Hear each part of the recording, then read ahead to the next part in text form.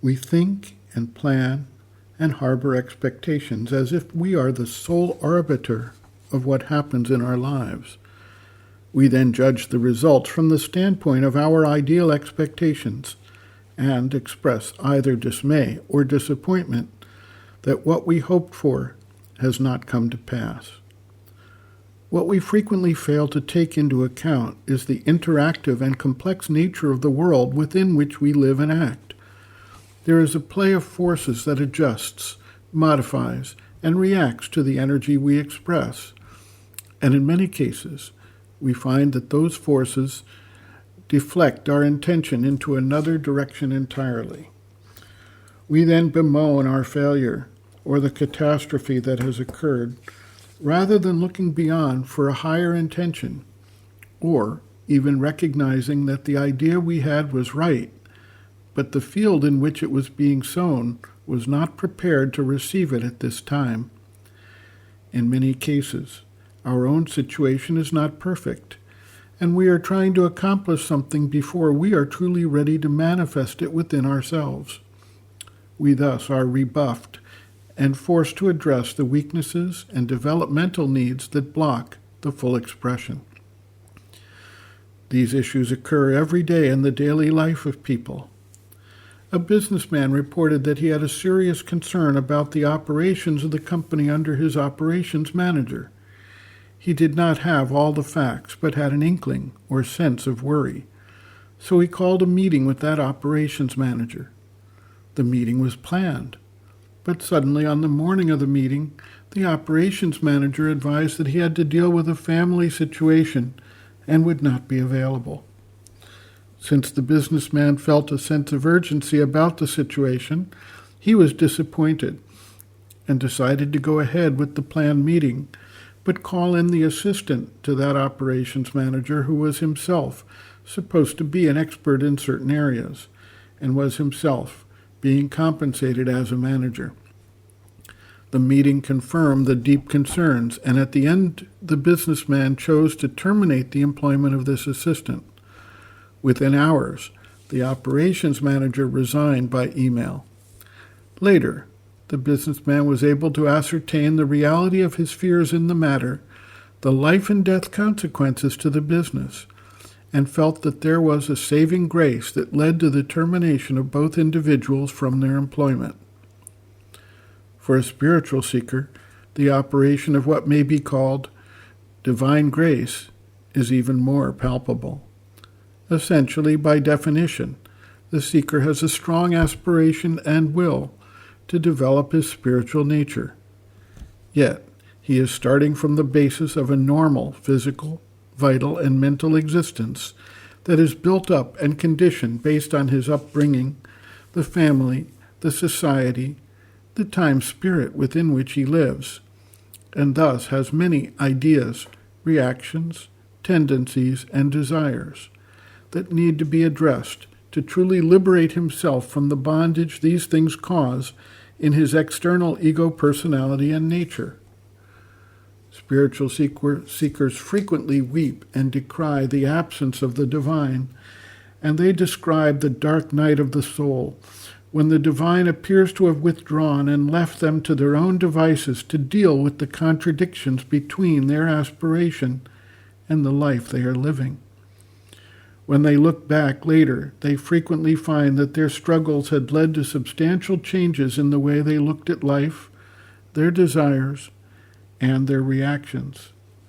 The ways of the divine grace are thus inscrutable, and for the most part cannot be understood at the time, but only through the lens of present, looking back at the past.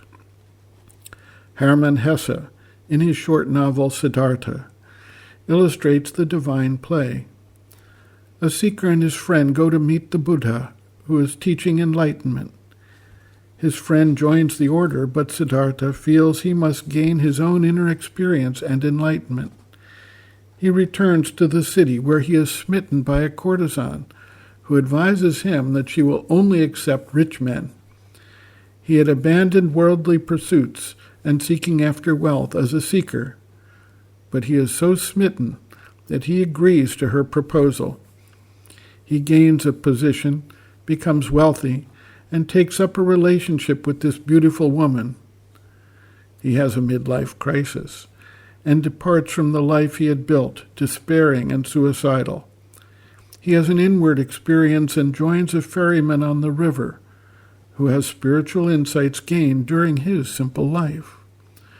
What he was not ready to hear earlier as a seeker now came instantly to him, and he gained a measure of enlightenment. His worldly life could be considered a setback, but in reality, it prepared him for a more complete and wider form of enlightenment and spiritual growth.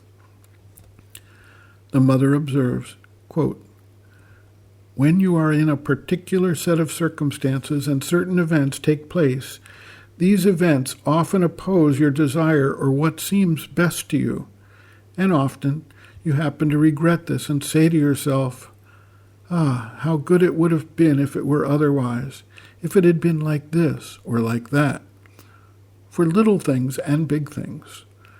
Then years pass by, events are unfolded, you progress, become more conscious, understand better, and when you look back, you notice, first with astonishment, then later with a smile, that those very circumstances which seemed to you quite disastrous or unfavorable were exactly the best thing that could have happened to you to make you progress as you should have. And if you are the least bit wise, you tell yourself, truly, the divine grace is infinite. So when this sort of thing has happened to you a number of times, you begin to understand that in spite of the blindness of man and deceptive appearances, the grace is at work everywhere, so that at every moment it is the best possible thing that happens in the state the world is in at that moment. It is because our vision is limited, or even because we are blinded by our own preferences, that we cannot discern that things are like this. But when one begins to see it, one enters upon a state of wonder which nothing can describe. For behind the appearances one perceives this grace, infinite, wonderful, all-powerful, which knows all, organizes all, arranges all, and leads us, whether we like it or not, whether we know it or not, towards the supreme goal, that is, union with the divine, the awareness of the Godhead, and union with Him. Then one lives in the action and presence of the grace, a life full of joy, of wonder, with the feeling of a marvelous strength, and at the same time with a trust so calm, so complete, that nothing can shake it any longer. And when one is in this state of perfect receptivity and perfect adherence, one diminishes to that extent the resistance of the world to the divine action. Consequently, this is the best collaboration one can bring to the action of the divine. One understands what he wants and, with all one's consciousness, adheres to his will." End quote. Reference, Sri Aurobindo and the Mother, Looking from Within, Chapter 1, Looking at Life and Circumstances, pages 26 to 27.